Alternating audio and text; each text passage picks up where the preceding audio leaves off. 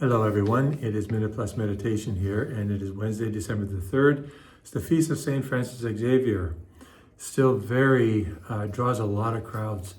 Just his arm, the relic of his arm in places in India, because they know this is a very holy man. Even the Hindus go and venerate his relics. Okay, the Gospel, the first reading, Isaiah 25.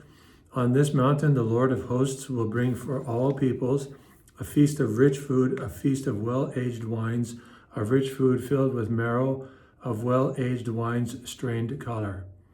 Okay, so obviously it's important to read the whole reading as well as the gospel, but this is against the backdrop of the corruption that's happening in Jerusalem. And while not ignoring it, it's pointing to the future blessings that God will rain down on his people.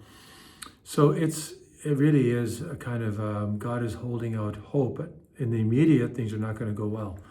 God doesn't do this to kind of trick people or to provide some sort of, supernatural drug or whatever.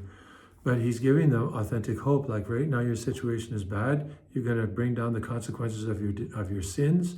But I'm not giving up on you. I've got something even much better planned, because you think it's all about an earthly paradise or earthly city, but I've got a heavenly city in the future.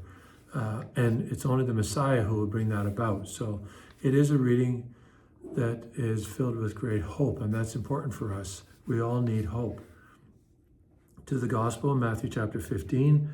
Then Jesus called his disciples to him and said, I have compassion for the crowd because they have been with me now for 3 days and they have nothing to eat.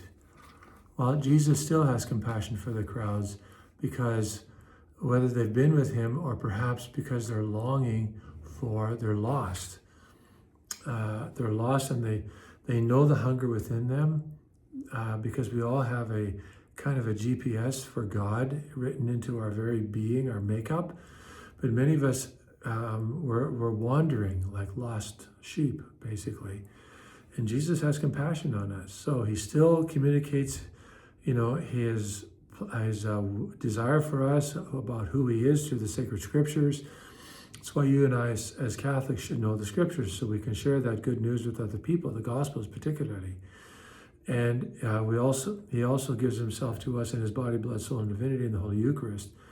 And although not everyone can receive that, at least until they become Catholic, go to confession and so on, it's still there to draw people to Jesus, who is the bread of life.